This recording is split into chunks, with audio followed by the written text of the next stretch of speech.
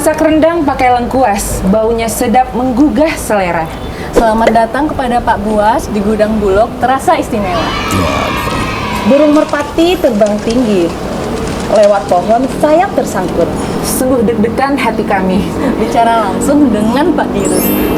Assalamualaikum warahmatullahi wabarakatuh. Waalaikumsalam warahmatullahi wabarakatuh. Sebelumnya kami ucapkan terima kasih banyak kepada Bapak Direktur Utama Perumbulog yang telah menyempatkan waktu untuk hadiri podcast kami, Pak, dalam rangka di tengah-tengah kesibukan Bapak dalam rangka pelantikan pembimbing ya Pak, pembimbing pramuka di Sumatera Barat. Dan sebelumnya kami juga mengucapkan selamat Hari Pramuka yang jatuh pada tanggal 14 Agustus kemarin ya Pak. Yeah. Salam Pramuka Bapak. Salam Pramuka. Salam Pramuka. Nah gini Pak, berpijak dari Pramuka Pak. Yang kita tahu Pramuka mengajarkan kita disiplin, mengajarkan kita tahan banting. Nah, apa sih Pak yang menjadi prinsip utama Bapak dari kecil sehingga Bapak menjadi seorang Bapak Budi Waseso yang juga pernah menduduki Kabar Reskrim, BNN, dan Direktur Utama Bulog tentunya Pak? Sama Kawarnas ya? Iya, Kawarnas tentunya, karena dalam rangka Kawarnas gitu Pak. Ya, oke.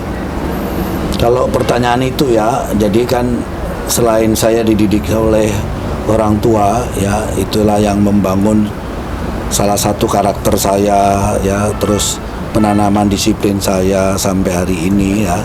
Tapi juga saya dilatar belakangi dari pramuka juga karena saya juga seorang pramuka ya. Berarti dari dulu udah pramuka ya Pak? Iya. Jadi memang itu ya, begitu kita di pendidikan taruna juga ada salah satu kurikulum yang tentang kepramukaan. Begitu kita lulus menjadi seorang perwira polisi, itu melekat sebagai pembina dalam kepramukaan di kewilayahannya.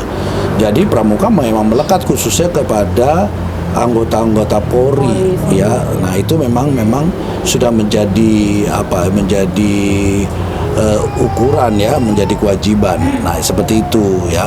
Nah, itulah akhirnya yang mewarnai saya ya secara pribadi, memiliki seperti apa ya,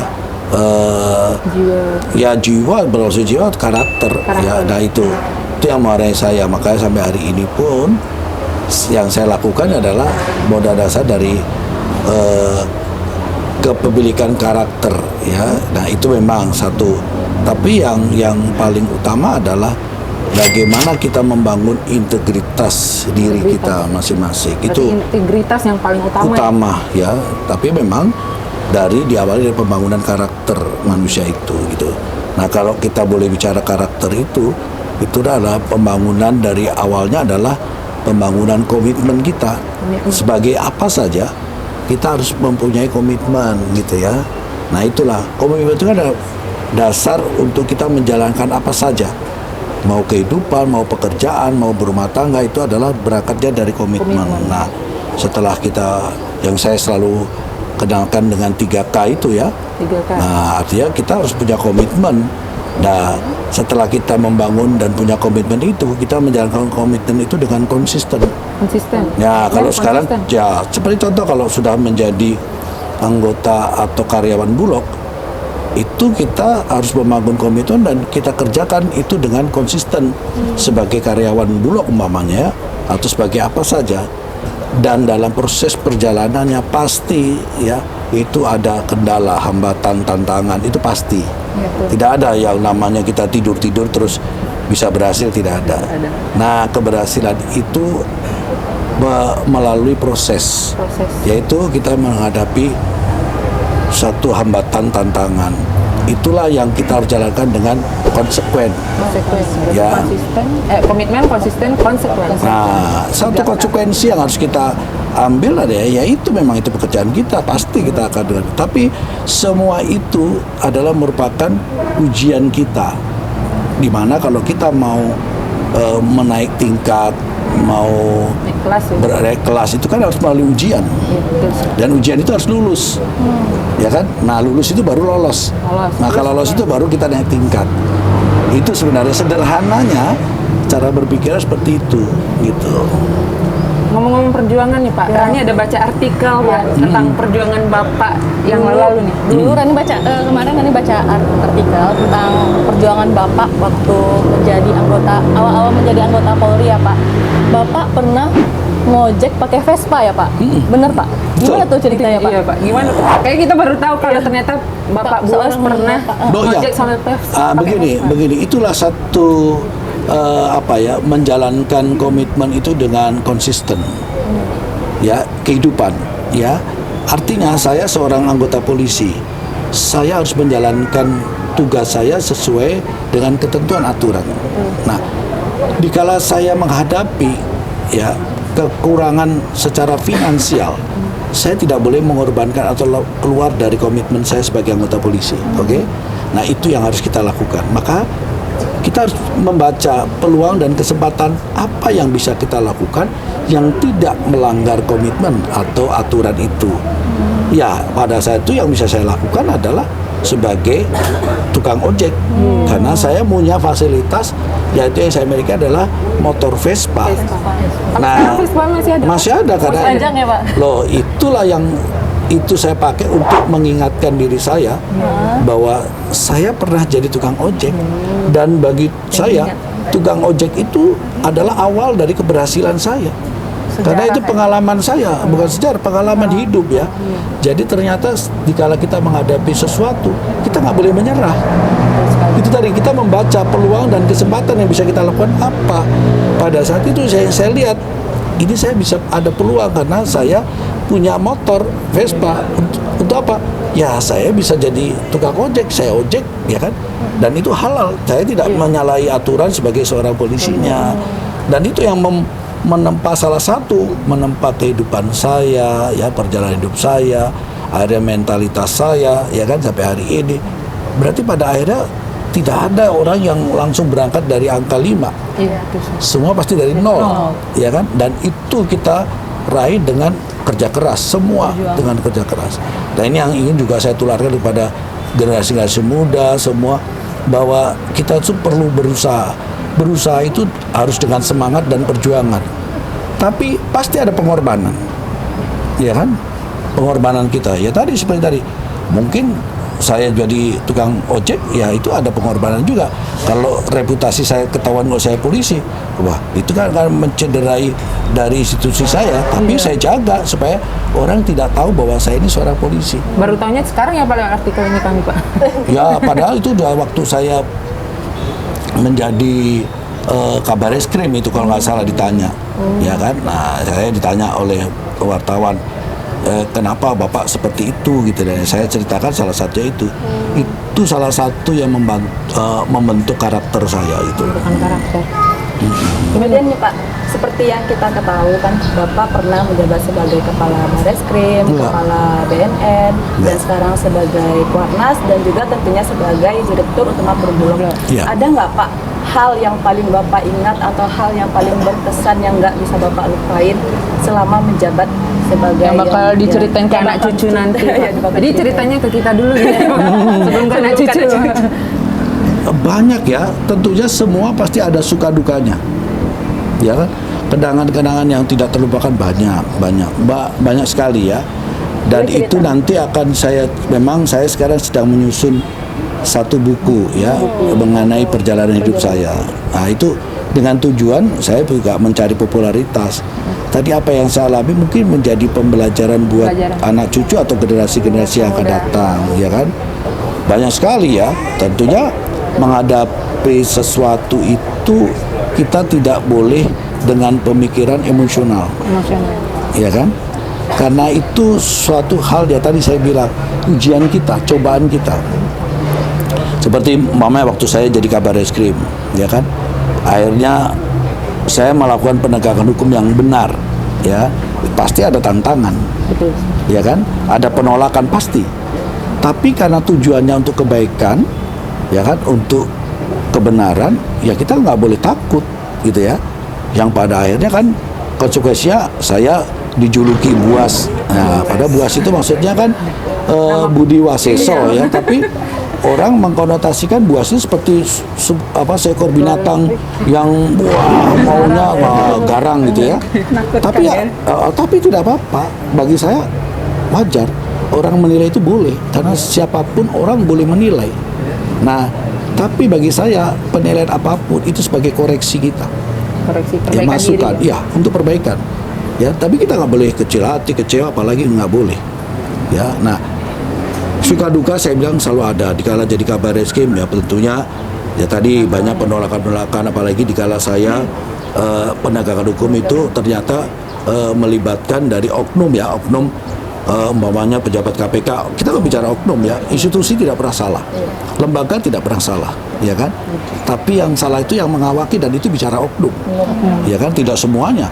Bukan di KPK hebat-hebat banyak, sampai hari ini pun kita lihat KPK banyak manusia-manusia yang berkualitas dan hebat. Tapi kalau dikala ada yang melakukan pelanggaran hukum, itu konsekuensinya harus diambil. Yaitu dulu kan saya hanya bertujuan untuk bagaimana kita berlaku adil, tidak lagi hukum tajam ke bawah, tumpul ke atas, tidak, tapi hukum berlaku umum. Nah, itu yang saya lakukan. Ya, kalau seperti itu lagi tantangan tadi ya, sebagai suka dukanya saya yang tidak terbaik banyak ya, bahkan efeknya pada saat itu saya dibully, itu satu konsekuensi juga ya. Jadi nggak ada masalah. Toh pada akhirnya orang akan melihat mana yang benar, mana yang tidak. Ya kan? Nah itu proses perjalanan. Jadi kita nggak usah takut menghadapi proses. Dikala saya di BNN sama juga, tapi bagi saya kebanggaan. Kenapa? Saya itu menyelamatkan generasi muda, ya, yang secara umum sebenarnya menjadi ini sudah korban narkotika. Tapi tujuannya adalah bagaimana negara ini hancur melalui generasi mudanya yang dihancurkan, yaitu melalui salah satu narkoba. Itu bentuk proxy war, ya kan, perang modern sebenarnya. Tapi karena saya dipilih dan terpilih untuk mengawaki BNN, maka saya harus serius bekerja dengan segala konsekuensinya. Ya, makanya itu yang saya kerjakan pada saat itu. Nah, setelah itu saya sampai pensiun. Sekarang dikasih tugas baru oleh Pak Presiden, yaitu pengabdian saya setelah pensiun, yaitu menjadi dirut Bulog. Oke. Nah, bagi saya ini satu kebanggaan yang luar biasa. Karena apa? Saya ini mendapat kepercayaan dari Allah Subhanahu wa taala. Karena saya dipilih oleh Allah untuk menjalankan satu yang berkaitan dengan masalah besar, yaitu kehidupan. Ya, orang tidak bisa, kita mau bicara makhluk hidup apapun perlu makan. Ya. Maka saya punya kebanggaan. Karena apa? Saya dipilih untuk membawa misi ini. Ya, hatinya Pak Presiden digerakkan oleh Allah untuk menunjuk saya. Yang lebih hebat dari saya banyak, pasti, ya. Yang terpilih. Tapi saya terpilih. Karena apa? Allah menghendaki saya. Tentu ada misi yang saya bawa untuk kepentingan umat negara bangsa ini. Maka itulah saya serius juga bekerja di Bulog ini, karena masalah pangan itu yang saya tularkan pada teman-teman di Bulog. Harus bangga, ya kan, ini amanah yang luar biasa. Tidak secara kebetulan, ini takdir yang ditakdirkan oleh Yang Kuasa. Kita ada di Bulog itu, ya. Nah, itu yang harus kita jaga betul. Kemudian saya dikasih bonus lagi, yaitu di Kuarnas. Nah, ini juga membangun karakter generasi bangsa ke depan yang berkaitan dengan bagaimana nasib negara ke depan harus diisi oleh manusia-manusia yang punya karakter, gitu ya, punya kualitas. Nah, ini tanggung jawab saya juga. Nah, saya berpikir bahwa apa perjalanan hidup saya ini amanah yang luar biasa. Makanya saya jaga betul sampai nanti akhirnya, pada akhir pengabdian saya, tugas saya, dan ini merupakan pahala buat saya, ya, pahala yang luar biasa gitu ya. Makanya saya jaga terus.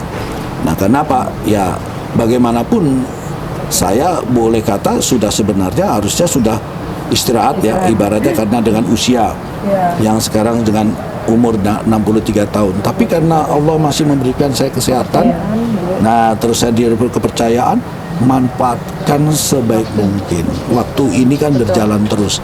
Kita tidak tahu sampai kapan, tapi selama kita masih diberikan kesempatan, manfaatkan kesempatan itu sebaik mungkin. Itulah sebenarnya. Nah, ngomong-ngomong, kita beralih ke Bulog sendiri nih Pak.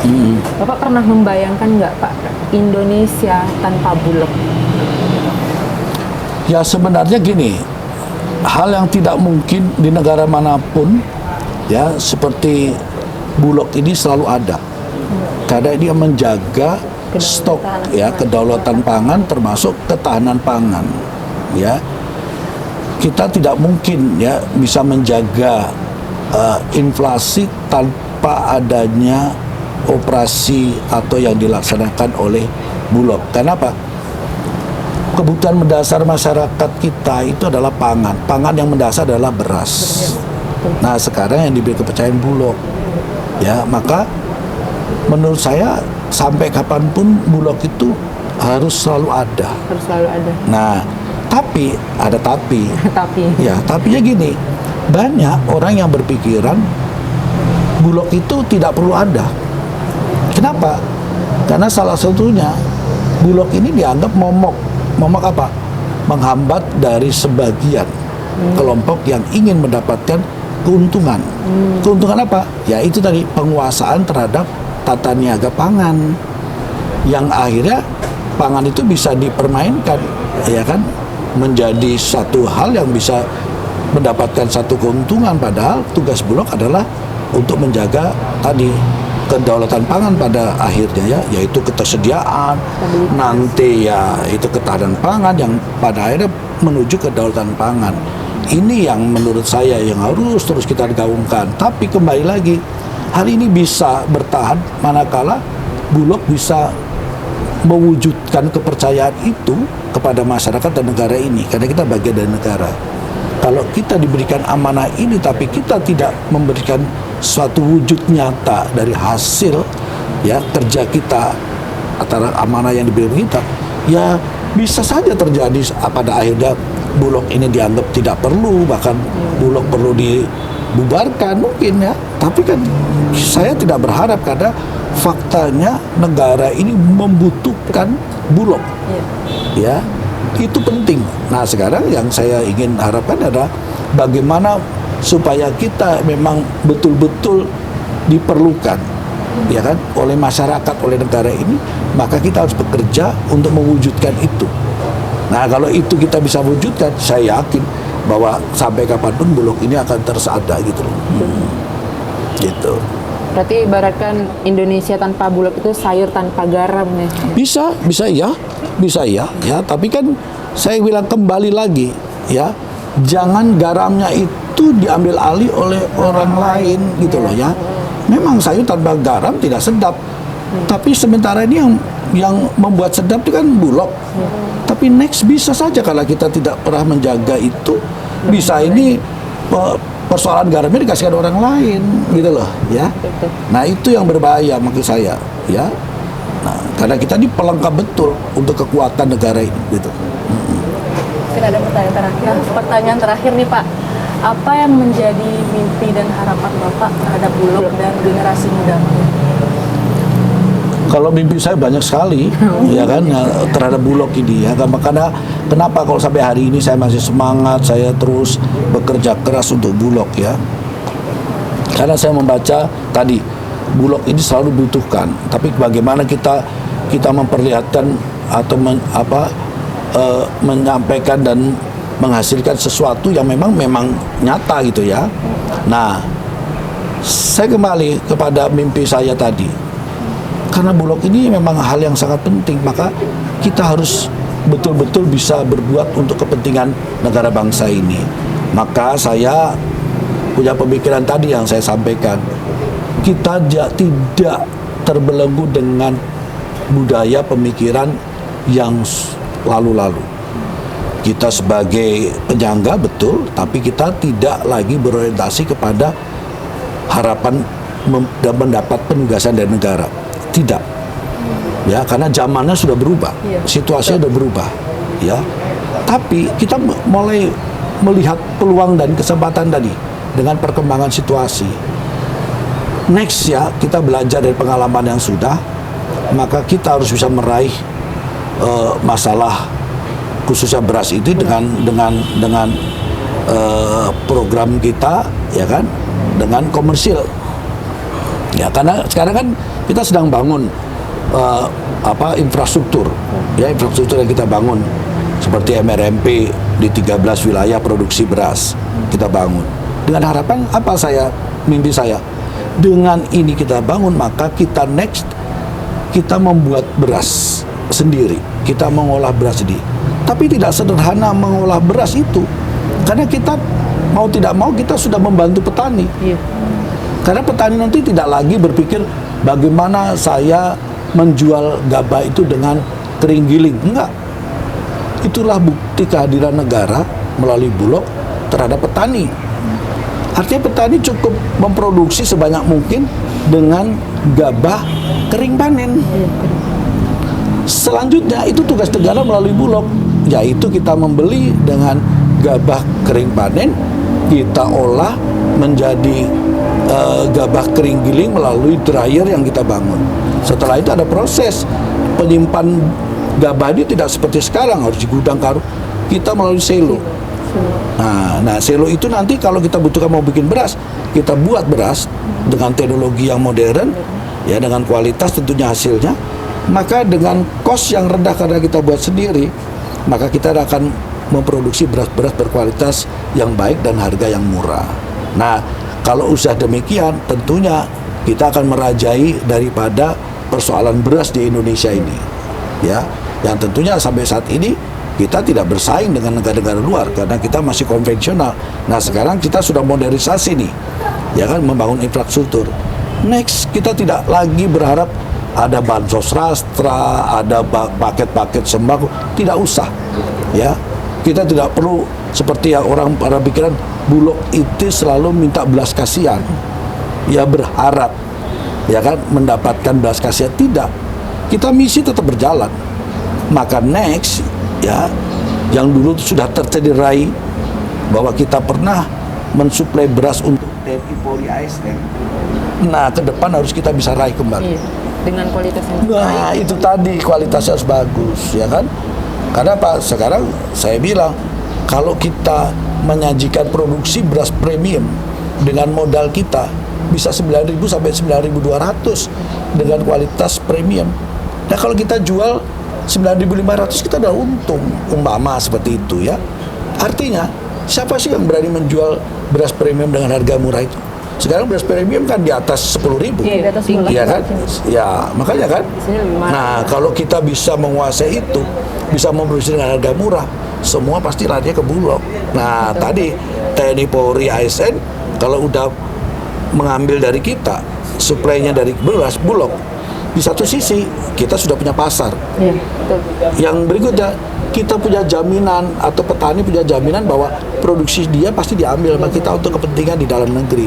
Next, kita bisa swasembada pangan, kita terjadi ketahanan pangan, kita bisa ekspor dengan kualitas yang bersaing dengan negara-negara memproduksi beras. Itu sebenarnya mimpi saya, ya. Tapi harus bisa dibangun dengan pembangunan tadi, komitmen yang kuat dari insan-insan Bulog itu.